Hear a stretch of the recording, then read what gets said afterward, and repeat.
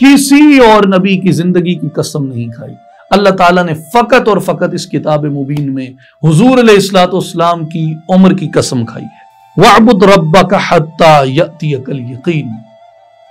فرمایا اور اپنے رب کی عبادت کرتے رہو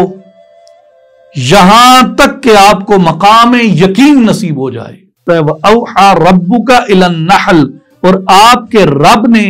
شہد کی مکھی کے دل کے اندر خیال ڈال دیا. بسم اللہ الرحمن الرحیم. نحمدہ ونصلی علی رسولہ الکریم. اما بعد. خواتین و حضرات، ناظرین اور سامعین، السلام علیکم ورحمۃ اللہ وبرکاتہ. قرآن مجید کے 14ویں پارہ کے خلاصہ کے ساتھ ناچیز حاضر خدمت ہے. سورت اس کے اندر جو پہلی آتی ہے وہ سورہ الحجر ہے، اور یہ قرآن مجید کی ایک آیت میں اس کا ذکر کیا گیا، جس وجہ سے اس کا نام سورہ الحجر پڑا. وَلَقَدْ كَذَّبَ أَصْحَابُ الْحِجْرِ الْمُرْسَلِينَ. بے شک وادی حجر کے باشندوں نے بھی رسولوں کو جھٹلایا. اور امام راغب الاصفہانی رحمۃ اللہ علیہ، جو کہ تعبیرات کے اوپر اور انٹرپریٹیشنز کے اوپر اتھارٹی سمجھے جاتے ہیں، امام راغب الاصفہانی رحمۃ اللہ علیہ نے اس کی وضاحت میں لکھا ہے کہ حجر کا معنی جو ہے وہ منع کرنا ہے، اور حجر عقل کو بھی کہتے ہیں کیونکہ عقل انسان کو غلط کاموں کی انجام دہی سے روکتی ہے. اور جو مکان پتھروں سے بنایا جائے اس کو بھی حجر کہتے ہیں. اور قوم سمود کی آبادیاں چونکہ پتھروں سے بنی تھیں، پتھروں کو تراش کر بنائی گئی تھیں، اس لیے ان کو بھی حجر کہا گیا. تو یہ سورہ کا جو نام ہے اس کے معنی میں مفسرین نے یہ تفصیل بیان کی. اب آتے ہیں اس کے پہلے ہم سورہ الحجر کا خلاصہ بیان کرتے ہیں، اس کے بعد 14ویں پارے میں جو دیگر سورتیں آتی ہیں ان کے خلاصے کی جانب جائیں گے. حروف مقطعات کے ساتھ اس کا آغاز ہوتا ہے، الف لام را. اور اس کے ساتھ یہ کہ کفار کا مسلمانوں پر رحمت الہی دیکھ کر جو حسرت کا بیان ہے اس کو اس میں بیان کیا گیا آیت نمبر 1 سے 2 کے اندر. پھر آیت نمبر 3 میں فرمایا جا رہا ہے کہ آپ ان کفار کو ان کے اپنے حال کے اوپر چھوڑ دیں. کیوں کہ یہ دنیا کی عیش و عشرت اور زیب و زینت سے جو اپنا حصہ لینا چاہتے ہیں وہ حصہ ان کو لینے دیں. انہوں نے دنیاوی فوائد حاصل کرنے کے لیے لمبی لمبی امیدیں باندھ رکھی ہیں، یہ ان قریب جان لیں گے اور اپنے کرتوتوں کی سزا بھگتیں گے. اس کے بعد آیت نمبر 4 سے آیت نمبر 8 میں قرآن کے نازل کیے جانے کا بیان ہے اور کفار مکہ کو زجر و توبیخ کرنے کا بیان ہے، اور ان کے شبہات کو ذکر کر کے ان کے جوابات دیے گئے. پھر آیت نمبر 9 سے آیت نمبر 15 میں قرآن مجید کی حفاظت کی ذمہ داری اللہ تبارک و تعالیٰ کے ذمہ کرم پہ ہونے کا بیان ہے. پھر پہلی امتوں میں جو رسول مبعوث کیے گئے، پھر مکذبین نے رسولوں کا، انبیاء کا جو مذاق اڑایا اس کا بیان ہے، اور آسمان کا دروازہ کھول دینے اور دن بھر اس پر چڑھتے رہنے اور ان کا یہ کہنا کہ ہمارے اوپر جادو کر دیا گیا، اس طرح کی چیزوں کا اس میں بیان ہوا. پھر آیت نمبر 16 سے آیت نمبر 25 میں آسمان میں برج بنانے، دیکھنے والوں کے لیے ان کو مزین کرنے، ان کو شیاطین سے محفوظ رکھنے، زمین کو پھیلانے اور اس پر پہاڑوں کو نصب کرنے کا بیان ہے. علاوہ ازیں سامان معیشت پیدا کرنے، ہوائیں آسمان سے بارش برسانے، زندگی اور موت کا اللہ تبارک و تعالیٰ کے ہاتھ میں ہونے اور اللہ کے حضور سب کو جمع کیے جانے کا بیان ہوا. آیت نمبر 26 سے آیت نمبر 44 میں یعنی 26 سے 44 میں انسان کی تخلیق، جنات کی تخلیق،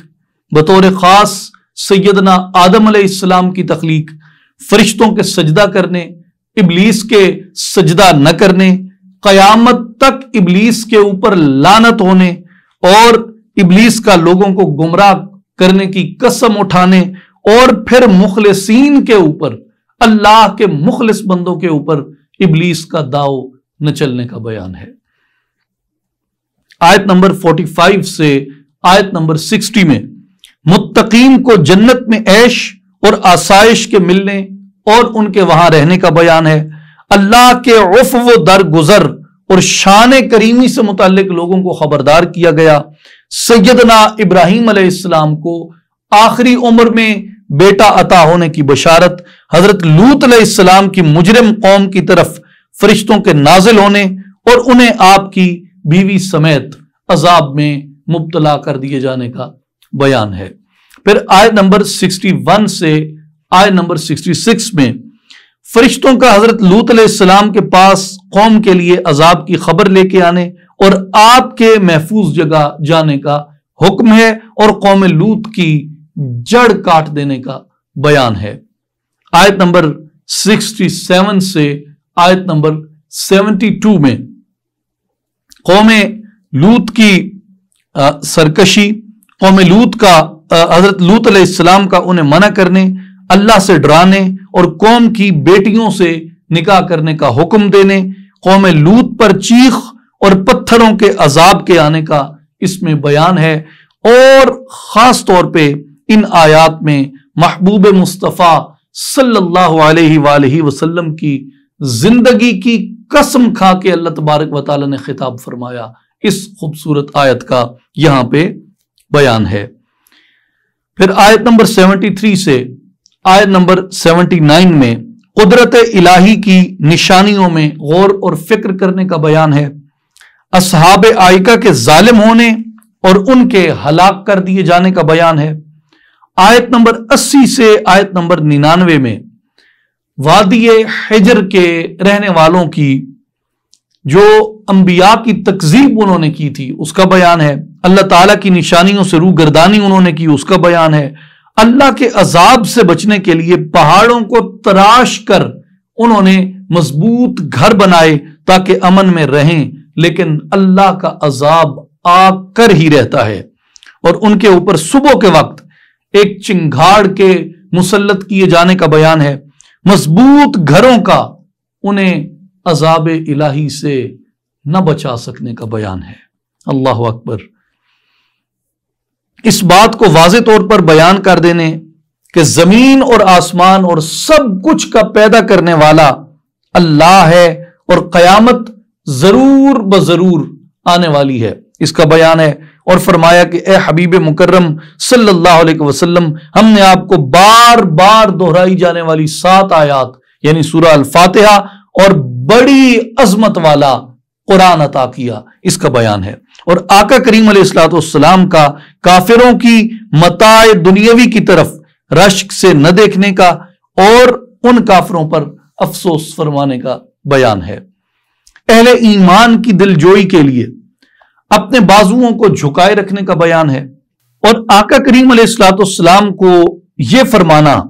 کہ اے حبیب مکرم صلی اللہ علیہ وسلم، آپ لوگوں سے فرما دیں کہ علل اعلان اور واضح اور صریح ڈر سنانے والا میں ہی ہوں، اور قرآن مجید کو تقسیم کرنے یعنی بعض آیات کو ماننے اور کچھ آیات کو نہ ماننے سے اس سے ضرور باز پرس کیے جانے کا بیان ہے، کہ ایسا اگر کوئی کرتا ہے کہ کچھ آیات کو مانے اور کچھ آیات کو چھوڑ دے تو اس پہ باز پرس ہوگی۔ آقا کریم علیہ السلام کو مشرکین سے اعلان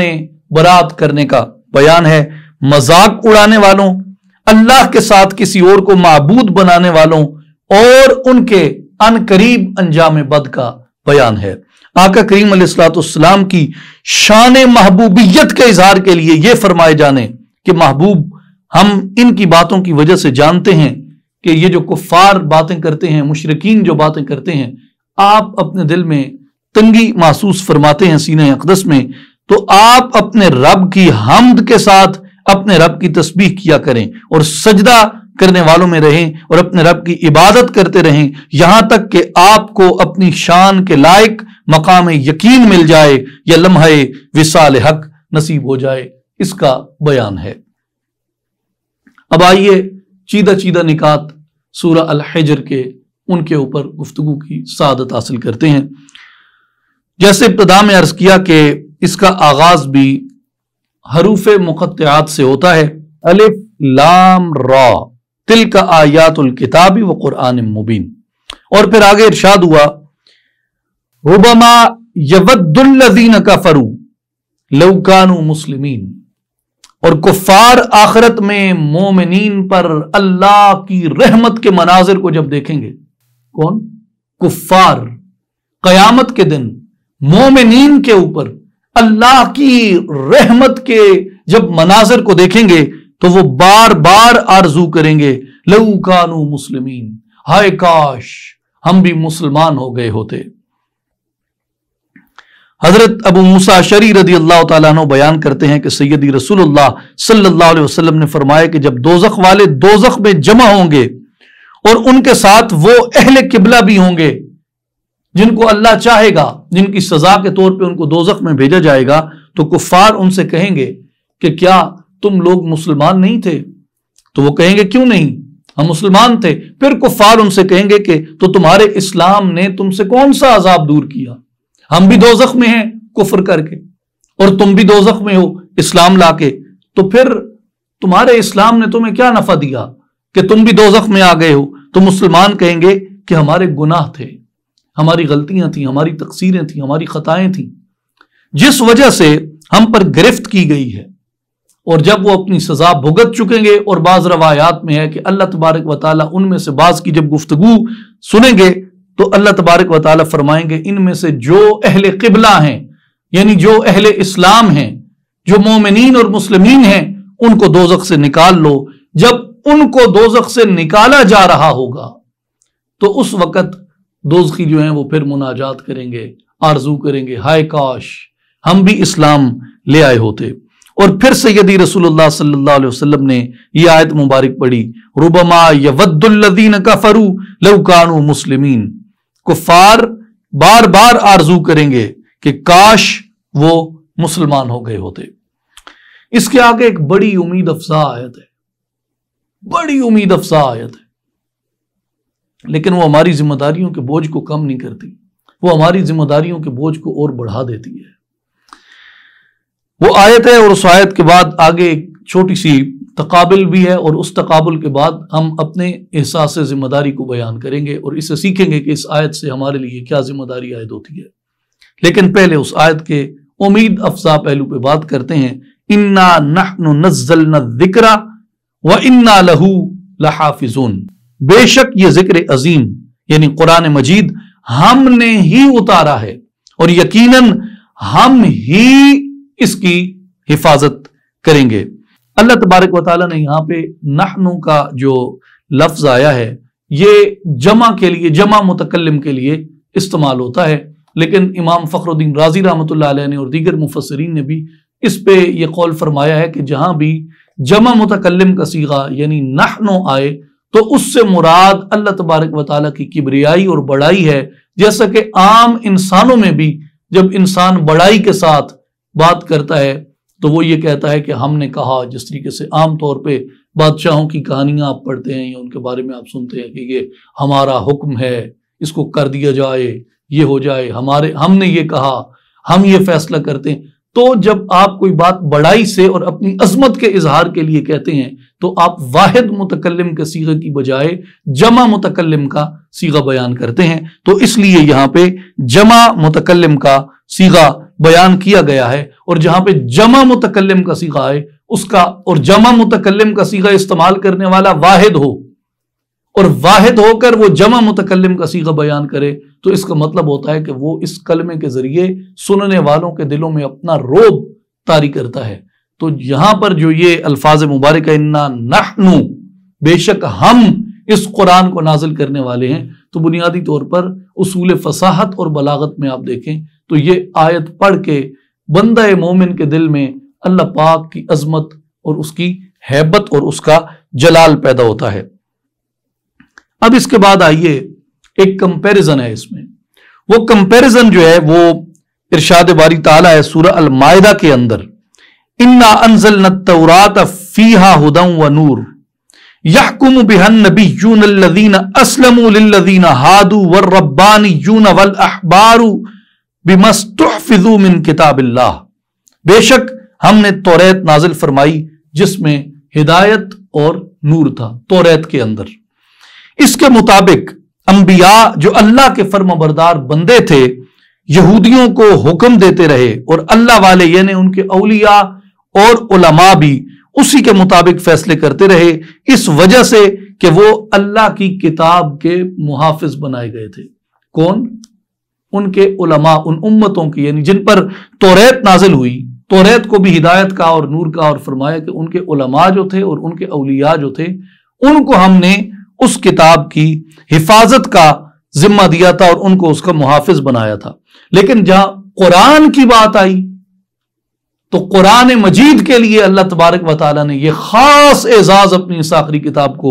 اللہ تبارک و تعالیٰ نے ہمیں بتایا کہ اِنَّا نَحْنُ نَزَّلْنَا الذِّكْرَ وَإِنَّا لَهُ لَحَافِظُونَ، کہ بے شک یہ قرآن ہم نے ہی اتارا ہے اور یقیناً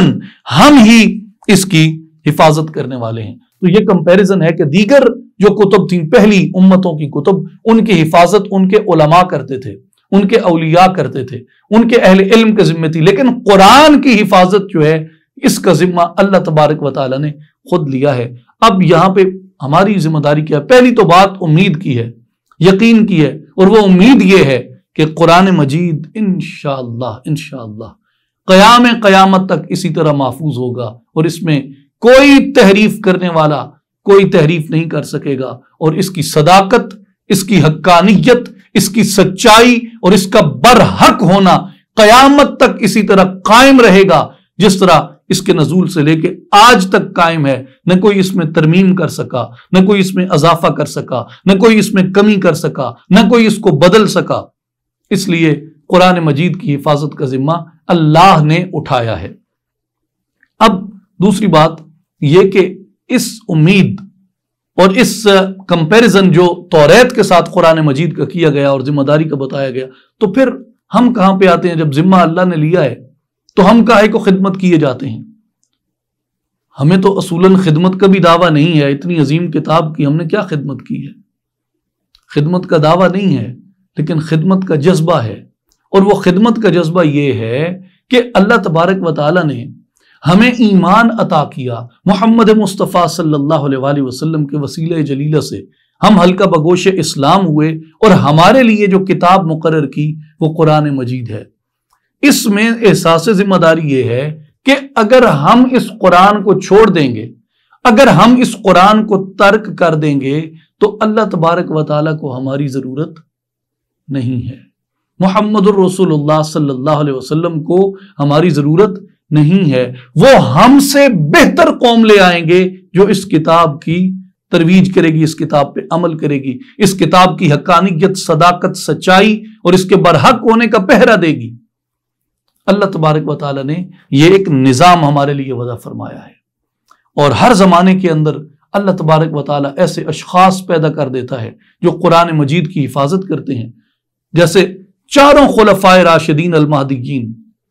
چاروں خلفائے راشدین رضوان اللہ علیہم اجمعین نے اپنے اپنے اعتبار سے قرآن مجید کی اپنے اپنے زمانے میں وہ خدمت کی ہے کہ ان کے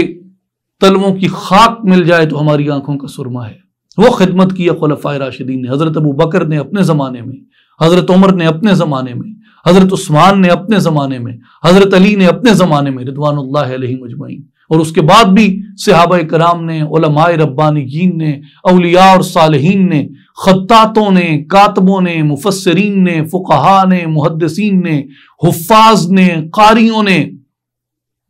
اور اب جتنے شاندار سافٹ ویئر اس کے اوپر بنائے جا رہے ہیں، جتنی اعلیٰ ویب سائٹس بنائی جا رہی، وہ کہ جو منکرین ہیں ان کی طرف سے بھی ایک بہتات ہے، اس میں وہ ایک الگ بات ہے، لیکن یہ سب خدام ہیں قرآن کے، جو ذکر کرتے ہیں، قرآن کی مجلسیں بپا کرتے ہیں، قرآن کے دروس دیتے ہیں۔ یہ اجر کی بات ہے، اور یہ معلوم ہے آپ کو، یہ خلفائے راشدین کا وتیرہ ہے اور یہ خود سیدی رسول اللہ صلی اللہ علیہ وآلہ وسلم کی سنت عظیم ہے قرآن مجید کی تعلیم دینا، قرآن مجید کے اوپر عمل کرنا اور لوگوں کو اس عمل کا عملی نمونہ دکھانا۔ تو اس لیے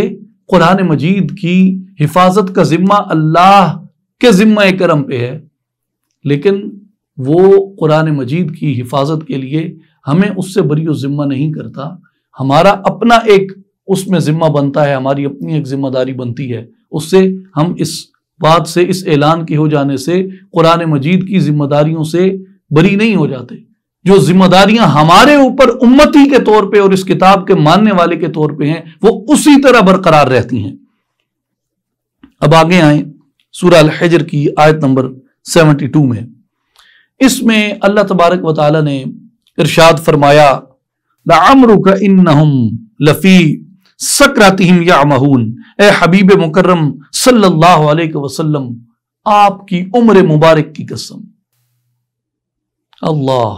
بے شک یہ لوگ بھی قوم لوط کی طرح اپنی بدمستی میں سرگرداں ہیں۔ اللہ تبارک و تعالی نے اس آیت میں نبی پاک علیہ الصلوۃ والسلام کی زندگی کی، حضور کی حیاتی کی قسم کھائی ہے۔ اللہ تعالیٰ نے آپ صلی اللہ علیہ وآلہ وسلم کے علاوہ کسی اور نبی کی زندگی کی قسم نہیں کھائی۔ اللہ تعالیٰ نے فقط اور فقط اس کتاب مبین میں حضور علیہ الصلوۃ والسلام کی عمر کی قسم کھائی ہے، اور آپ کی قسم کھا کر اللہ تبارک و تعالیٰ نے آپ کی بے حد تعظیم اور حضور کی تکریم کا ہمیں سبق دیا۔ حضرت عبداللہ ابن عباس رضی اللہ عنہما آپ نے بیان فرمایا کہ اللہ تعالیٰ نے آپ صلی اللہ علیہ وآلہ وسلم کے سوا کسی نبی کی زندگی کی قسم نہیں کھائی، گویا کہ فرمایا اے محمد صلی اللہ علیہ وسلم، تمہاری زندگی کی قسم، دنیا میں تمہاری عمر اور اس کے بعد تمہاری بقا کی قسم۔ اللہ تبارک و تعالیٰ نے آدم علیہ السلام کو اپنا صفی بنا کر نوازا، اللہ تبارک و تعالیٰ نے ابراہیم علیہ السلام کو اپنا خلیل بنا کر نوازا، موسیٰ علیہ السلام کو اپنا کلیم بنا کر نوازا، عیسیٰ علیہ السلام کے متعلق فرمایا کہ وہ روح اللہ ہیں اور کلمۃ اللہ ہیں، اور ہمارے محبوب علیہ الصلوۃ والسلام کو اپنا محبوب بنایا، اور حضور کی ایک ادا کی نہیں، حضور کی ایک ادا کی نہیں، حضور کی پوری زندگی کی قسم اٹھائی۔ اس لیے اللہ تبارک و تعالیٰ کی بارگاہ کے جتنے محبوب بندے ہیں، محبوبین خدا میں باعتبار محبت بھی محمد مصطفیٰ احمد مجتبی صلی اللہ علیہ وآلہ وسلم آپ افضل و اعلیٰ ہیں ان سب سے۔ پھر اس کے بعد ایک نصیحت ہے سورہ الحجر آیت نمبر 88 میں، لا تمدن عینیک الی ما متعنا به ازواجا منہم ولا تحزن علیہم واخفض جناحک للمؤمنین، فرمایا آپ ان چیزوں کی طرف نگاہ اٹھا کر بھی نہ دیکھیے جن سے ہم نے کافروں کے گروہوں کو چند روزہ عیش کے لیے بہرہ مند کیا ہے، اور ان کی گمراہی پر رنجیدہ خاطر بھی نہ ہوں، اور اہل ایمان کی دلجوئی کے لیے اپنی شفقت اور اپنی توجہ کے بازو ان کے لیے جھکائے رکھیے۔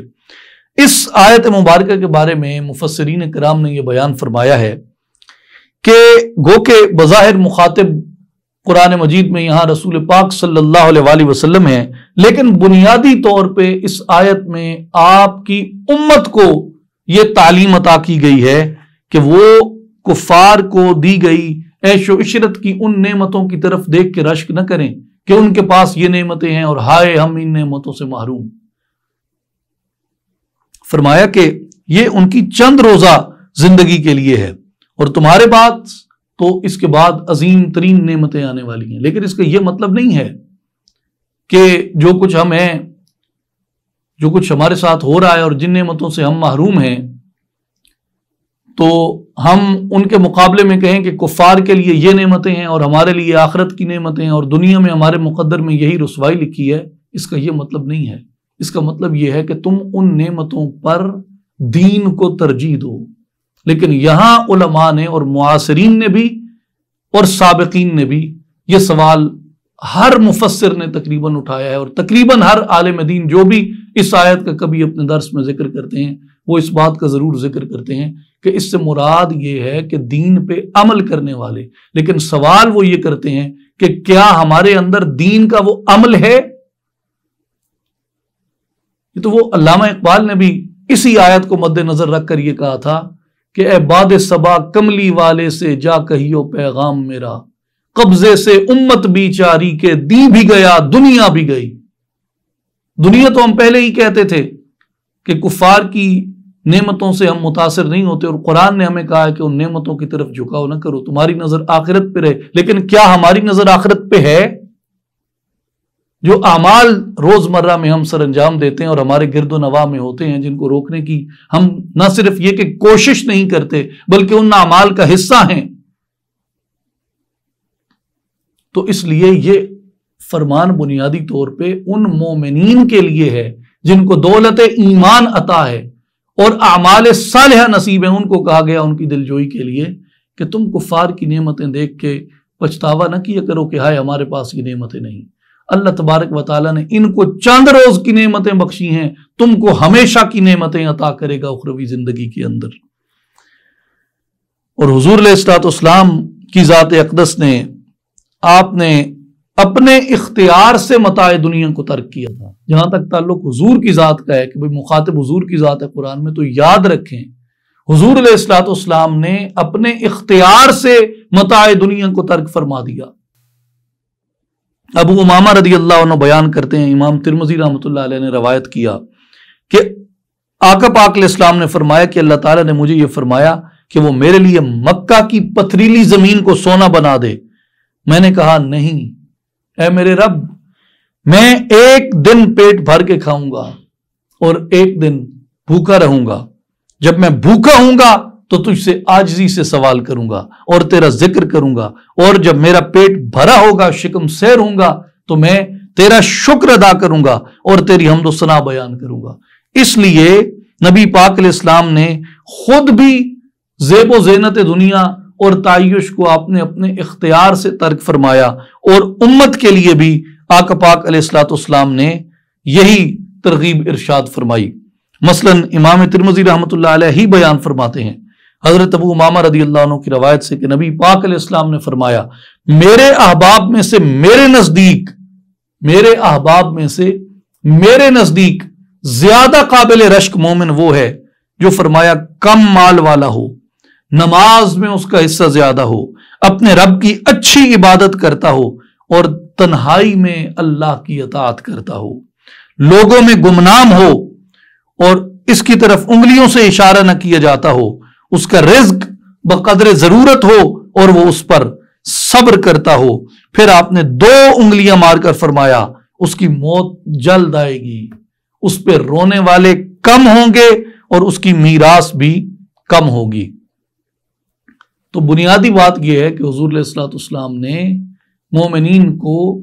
آخرت کی ترغیب زیادہ ارشاد فرمائی، اور قرآن مجید کا بھی یہی مزاج ہے۔ لیکن جہاں تک بات یہ ہے کہ دین اور دنیا پر دونوں کو ساتھ لے کے کیسے چلا جائے، تو یہ بنیادی طور پر ایک امتزاج ہے، ایک اعتدال ہے جس کو قائم کرنا ہے، جس کے بارے میں حضرت سلطان العارفین سلطان باہو رحمۃ اللہ علیہ آپ ایک مثال فرماتے ہیں۔ آپ فرماتے ہیں کہ دنیا میں ایسے رہو جیسے مرغابی پانی میں رہتی ہے، مچھلی کی طرح نہ رہو پانی کے اندر،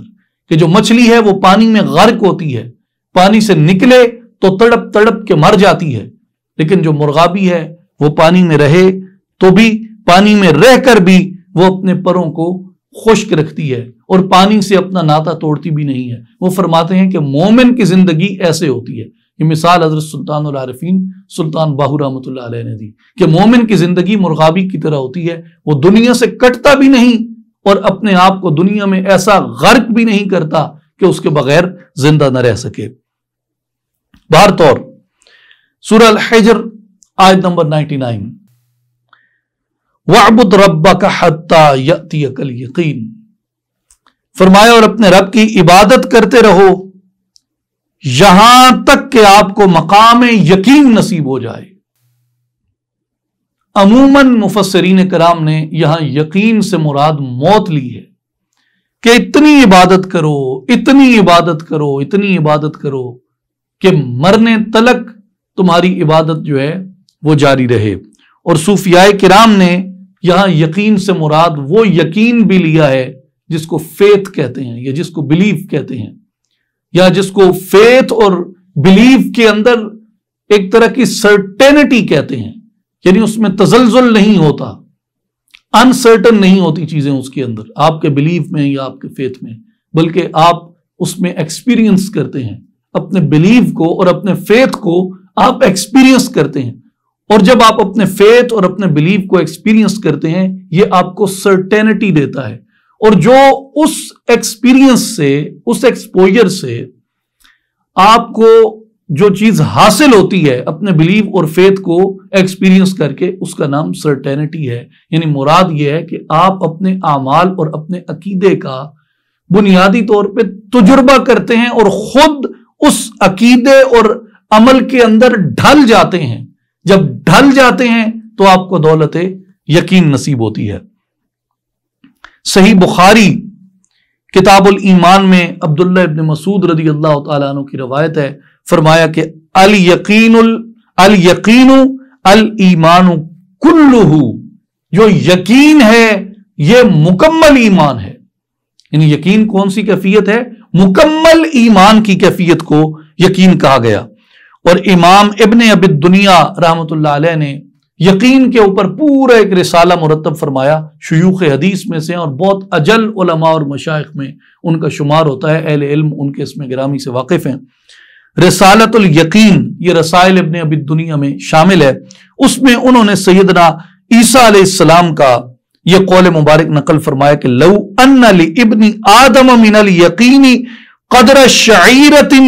مشاء علی الماء، وہ فرماتے ہیں کہ اگر ابن آدم کے پاس جو کے دانے کے برابر، کتنا؟ جو کے دانے کے برابر، اس تلی پہ اگر 100 دانہ بھی رکھا جائے تو یہ تلی خالی رہ جائے نہ بھرے، جو کا دانہ اتنا چھوٹا ہوتا ہے۔ فرمایا جو کے دانے کے برابر بھی اگر مومن کے پاس یقین ہو تو یہ پانی کے اوپر بے خوف ہو کے چلے، یعنی ڈوبنے سے بے خوف ہو جائے۔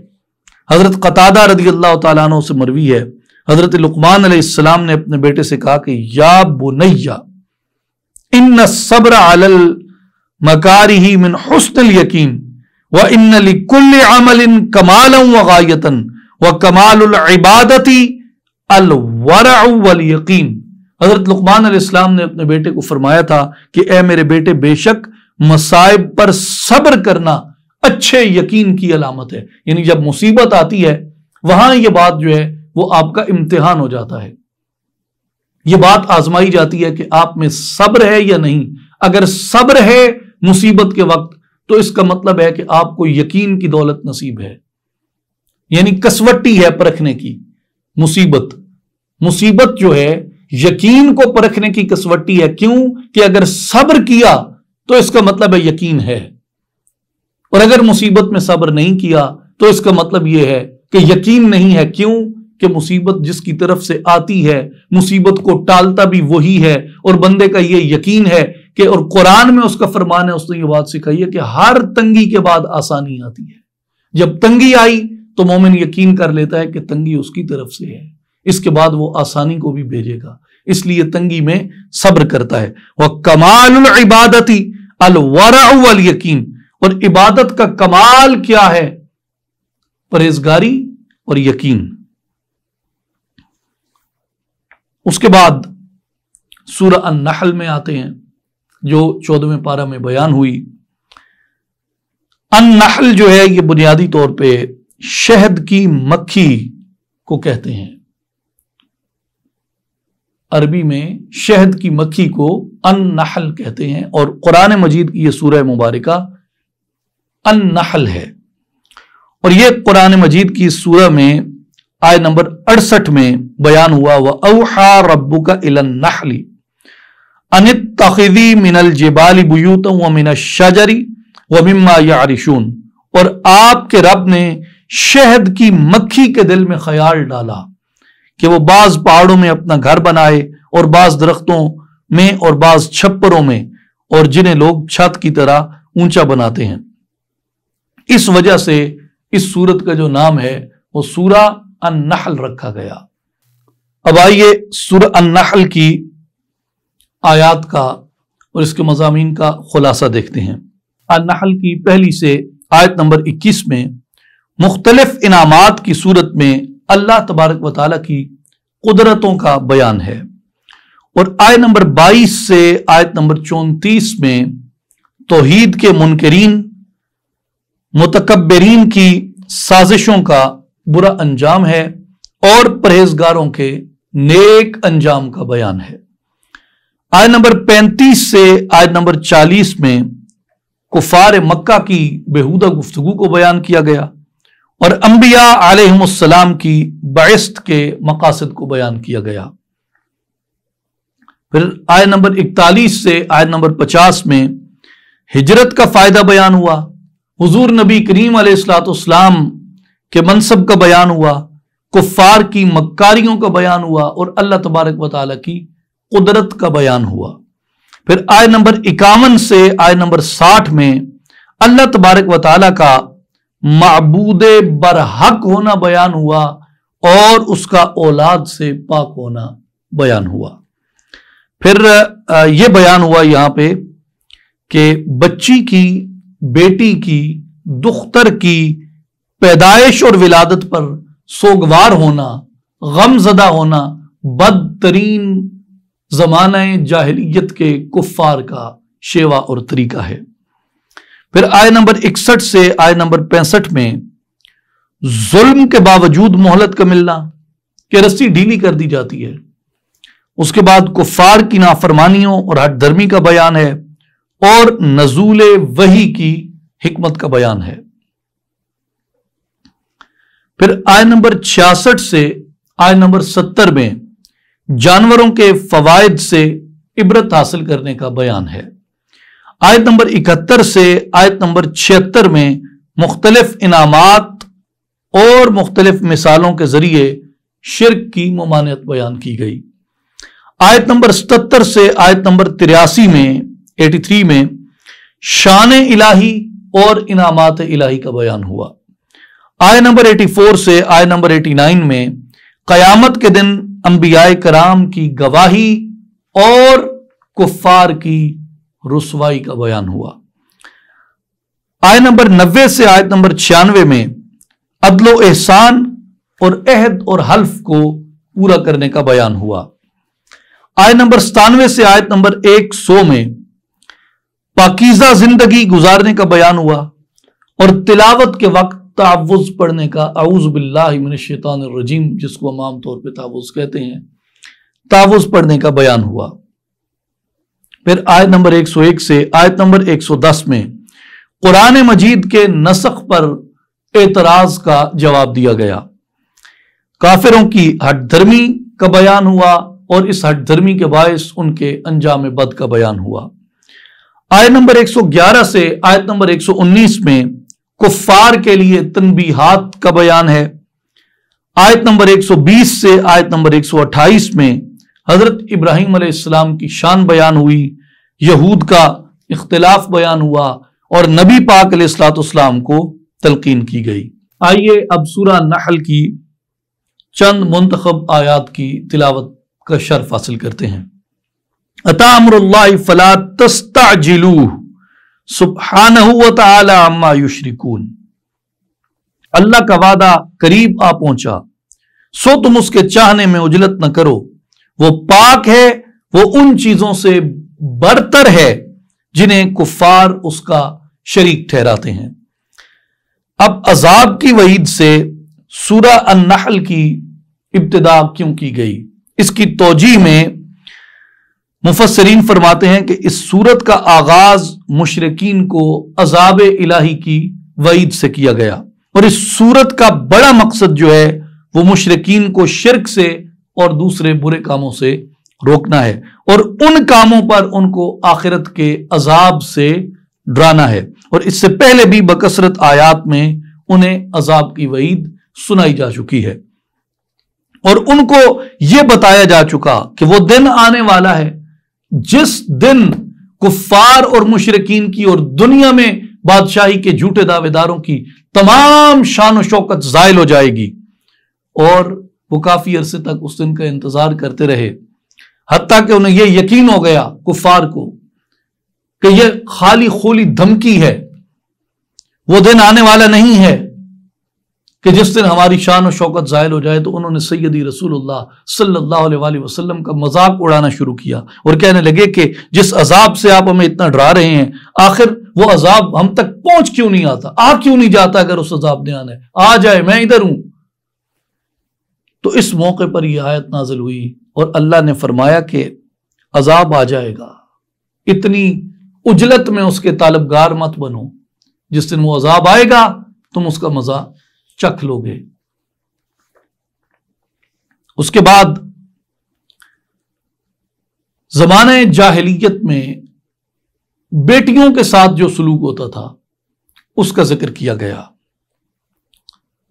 آیت نمبر 58، وَإِذَا بُشِّرَ أَحَدُهُمْ بِالْأُنثَى ظَلَّ وَجْهُهُ مُسْوَدًّا وَهُوَ كَظِيمٌ، اور جب ان میں سے کسی کو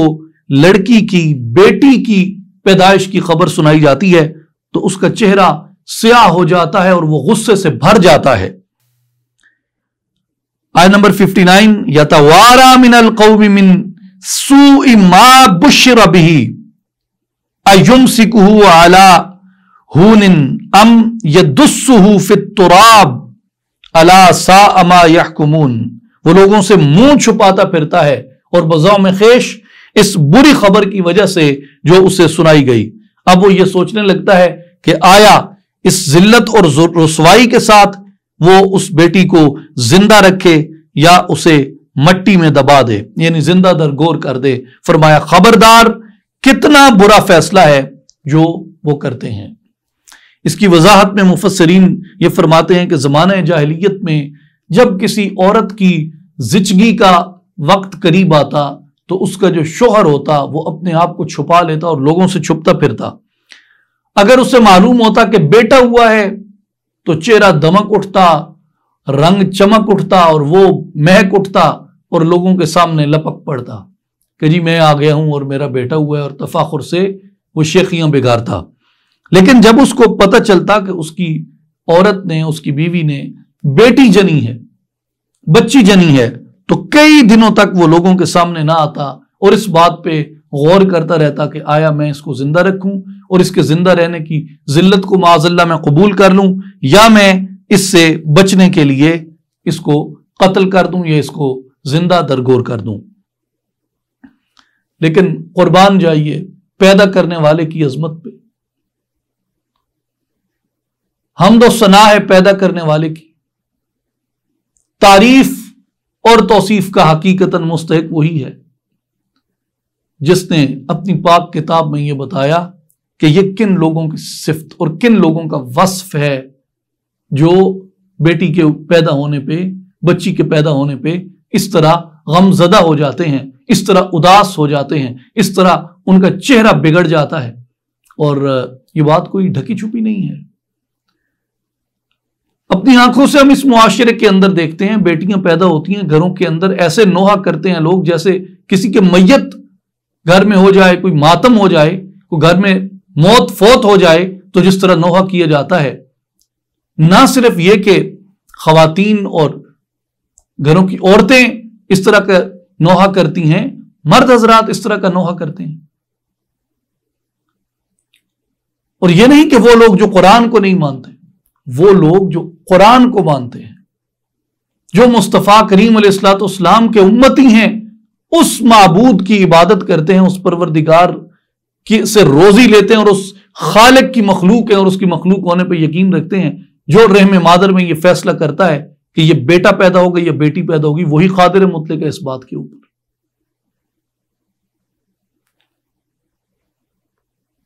سرکار دو عالم صلی اللہ علیہ وآلہ وسلم نے ارشاد فرمایا، اسے امام طبرانی رحمۃ اللہ علیہ نے اپنی سند سے روایت کیا ہے کہ جس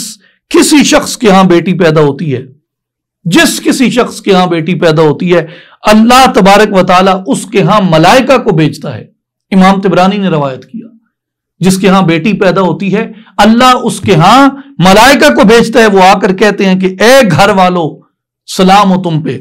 اور اس بیٹی کا اپنے پروں سے احاطہ کر لیتے ہیں اور اس کے سر پہ ہاتھ پھیرتے ہیں اور یہ اعلان کرتے ہیں کہ جو اس کی کفالت کرے گا، جو اس کی کفالت کرے گا، اس کی قیامت تک مدد کی جائے گی۔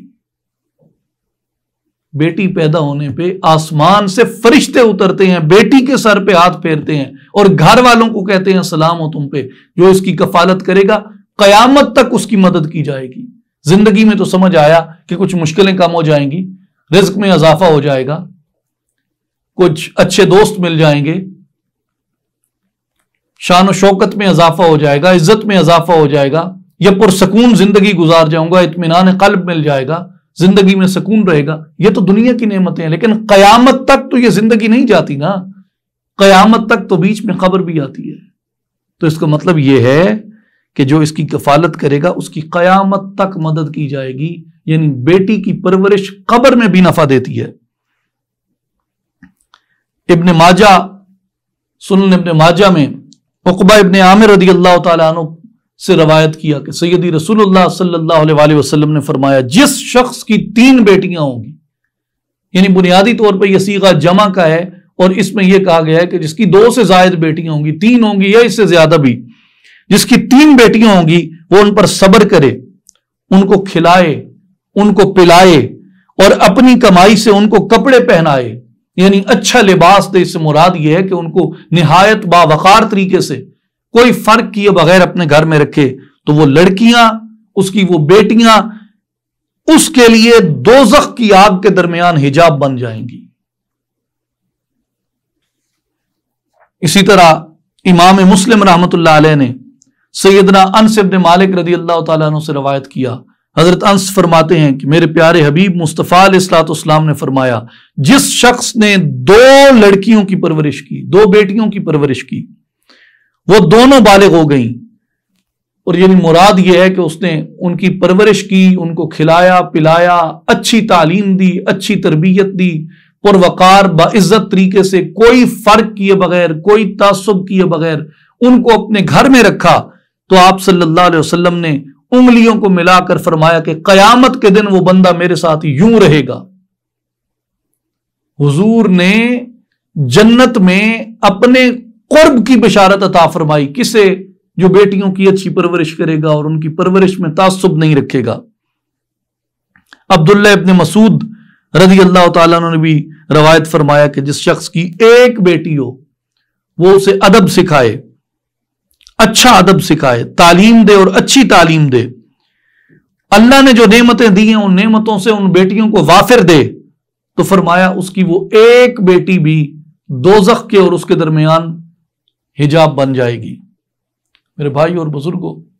میری بیٹیوں اور بہنوں، یہ ہمارا معاشرہ ہے، ہم اس کے باسی ہیں، ہم اس کا آئینہ ہیں، ہمیں نظریں نہیں چرانی چاہیے اس سے۔ بیٹیاں اللہ دیتا ہے، بیٹے اللہ دیتا ہے، تو تعصب کس بات کا، غم زدگی کس بات کی؟ قرآن تھا اور یہ مصطفیٰ کریم علیہ الصلوۃ والسلام کے فرامین تھے۔ اللہ ہمارے دلوں پہ اس ہدایت کو نافذ فرما دے اور جاری و ساری فرما دے۔ آخری چند گزارشات سورہ نحل سے، آیت نمبر 68 میں 68 میں ارشاد ہوتا ہے وَأَوْحَى رَبُّكَ إِلَى النَّحْلِ أَنِ اتَّخِذِي مِنَ الْجِبَالِ بُيُوتًا وَمِنَ الشَّجَرِ وَمِمَّا يَعْرِشُونَ، اور آپ کے رب نے شہد کی مکھی کے دل میں خیال ڈالا کہ تو بعض پہاڑوں میں اپنے گھر بنا اور بعض درختوں میں اور بعض چھپروں میں بھی، جنہیں لوگ چھت کی طرح اونچا بناتے ہیں۔ آیت نمبر 69 میں فرمایا ثم کلی من کل الثمرات فاسلکی سبل ربک ذللا یخرج من بطونها شراب مختلف الوانہ فیہ شفاء للناس ان فی ذلک لآیات لقوم یتفکرون، پس تو ہر قسم کے پھلوں سے رس چوس کر بھی اپنے رب کے سمجھائے ہوئے راستوں پر آسانی فراہم کرتے ہوئے چلا کر، ان کے شکموں سے ایک چیز نکلتی ہے۔ یہ رب نے مکھی کو وہی فرمائی، اس کے دل میں خیال ڈالا، کیا کرے کہ پہاڑوں میں، درختوں کی چھتوں میں اور چھتوں کے اندر وہ اپنے گھر بنائے، ہر قسم کے پھلوں سے رس چوسا کرے اور آسانی فراہم کرتے ہوئے چلا کرے، تو اس کے شکم سے ایک ایسی چیز نکلتی ہے، یعنی شہد کی طرف اشارہ ہے، جس کے رنگ جدا گانا ہوتے ہیں اور اس میں لوگوں کے لیے شفا ہے، اور بے شک غور و فکر کرنے والوں کے لیے اس میں نشانیاں ہیں۔ پہلی بات اس میں یہ میں عرض کر دوں کہ مکھی کی طرف اوحا کا لفظ کہہ کے وحی کا اشارہ فرمایا گیا۔ اصطلاح شرعی کے اندر، شریعت کی اصطلاح میں وحی کا معنی اور اس کے اطلاقات کو مفسرین نے بیان کیا ہے، اور عمدۃ القاری شرح صحیح بخاری میں حافظ بدر الدین عینی رحمۃ اللہ علیہ نے فرمایا ہے کہ اللہ کے نبیوں میں سے کسی پر جو کلام نازل کیا جاتا ہے اس کو وحی کہا جاتا ہے۔ اس کی مثال جو ہے وہ سورہ شورى میں ہے کہ وَمَا كَانَ لِبَشَرٍ أَن يُكَلِّمَهُ اللَّهُ إِلَّا وَحْيًا، اور ہر بشر کی یہ مجال نہیں کہ اللہ تبارک و تعالی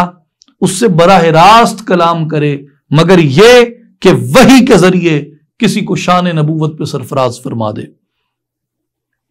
اور وحی کا یہ جو خاص رتبہ ہے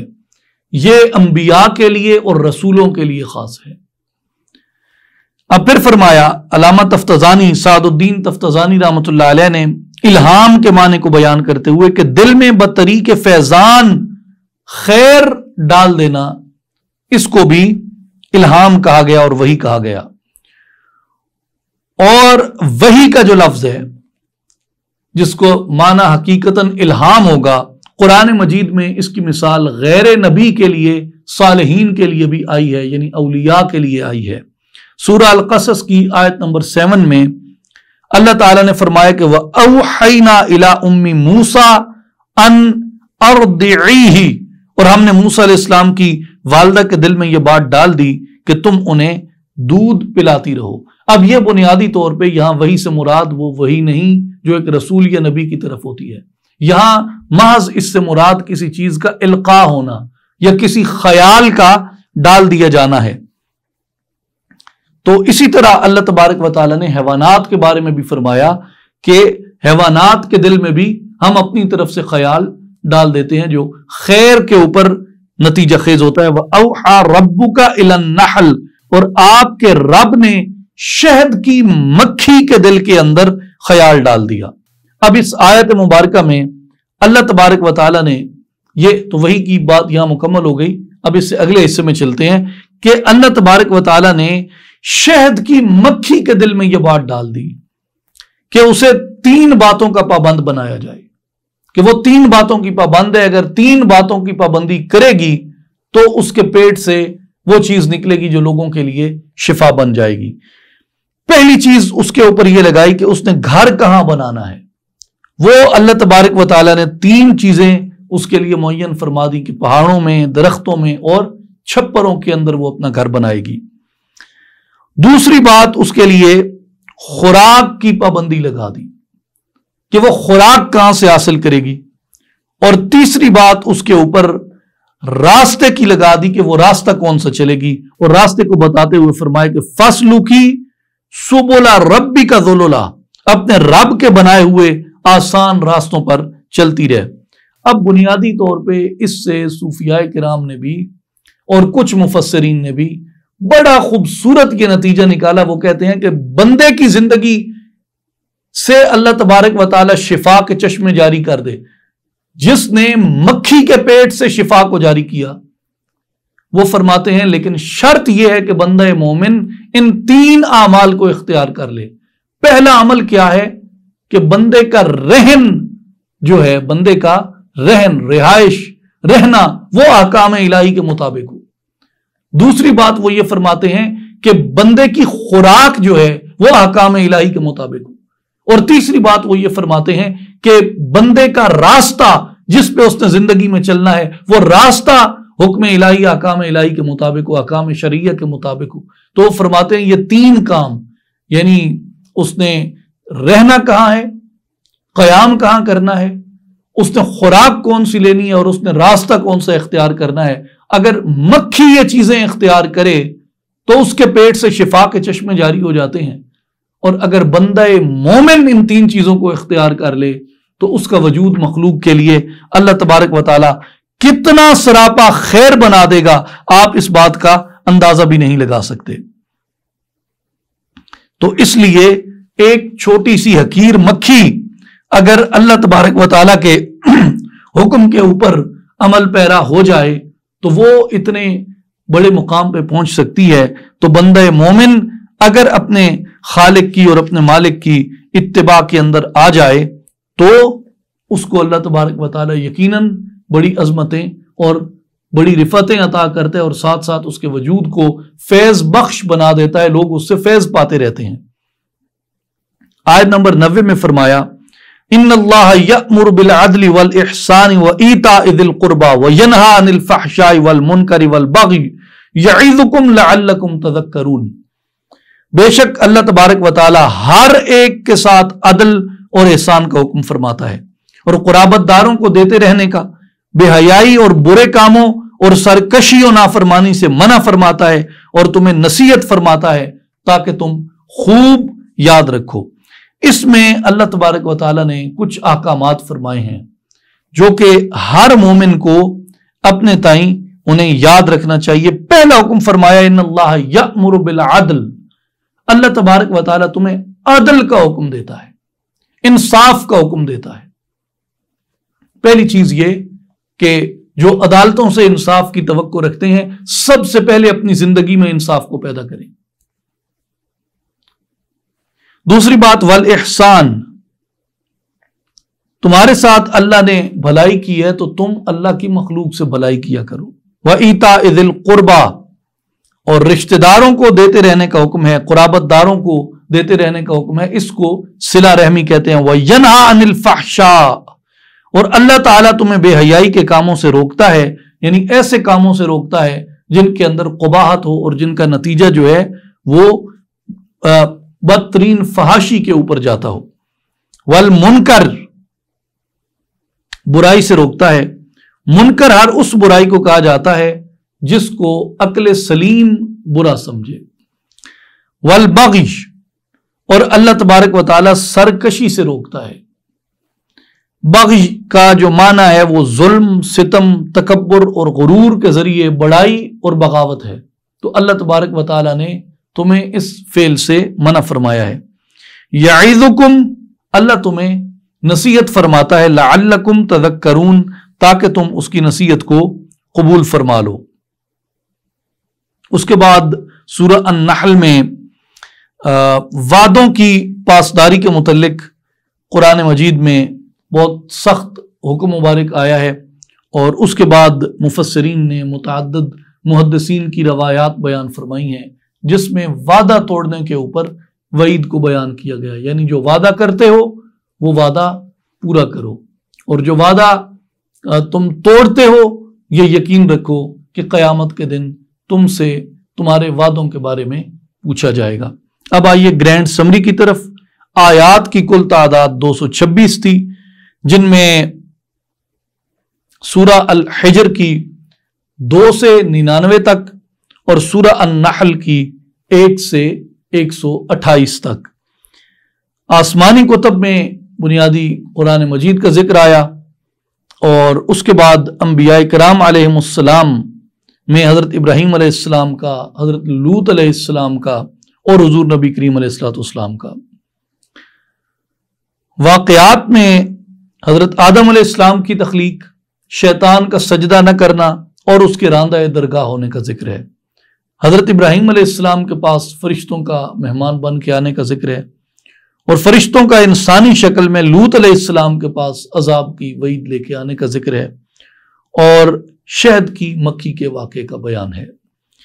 اقوام میں یہود کا، قوم لوط کا، قوم سمود کا اور قوم شعیب کا ذکر آیا ہے. اللہ تبارک و تعالی ہمیں انجام بد سے محفوظ رکھے اور قرآن مجید سے ہمیں فیض حاصل کرنے کی توفیق عطا فرمائے. وآخر دعوانا ان الحمد للہ رب العالمین.